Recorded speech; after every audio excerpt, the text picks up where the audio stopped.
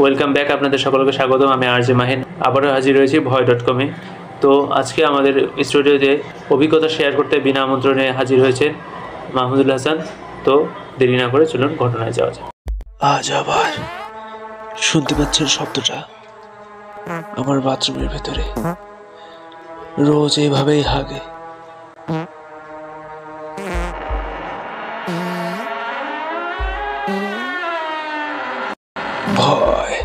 ভয়.com with Mahin. আপনাকে স্বাগতম আমাদের স্টুডিওতে। আপনি যদি দয়া করে বেশি দেরি না করে ঘটনা শুরু করেন তাহলে ভালো হতো। ধন্যবাদ রাসেল ভাই অপমান করার জন্য। আপনার মুখে মুতি।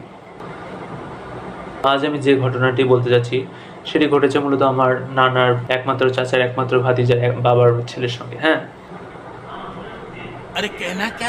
মানে আমার নানার সাথে আর কি। হ্যাঁ, আচ্ছা, তো ঘটনায় যাওয়া যাক। হ্যাঁ, তো আমার নানা একদিন রাত 8টা বা 9টার দিকে বাজার থেকে মিষ্টি নিয়ে বাড়ি ফিরছিল।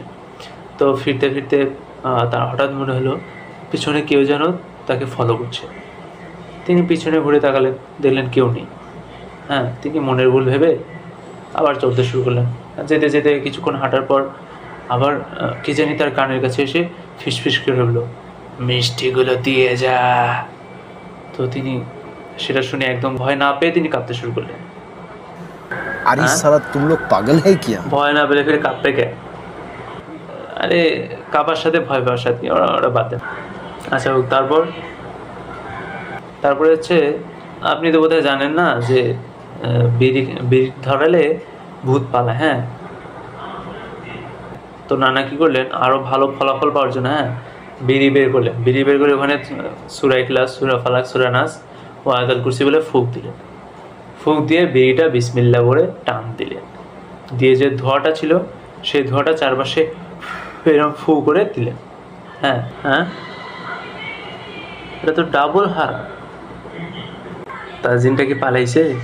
না, তাহলে আমার নানার কানে একটা চট দিয়ে লুঙ্গিটা নিয়ে পালিয়ে গেছে।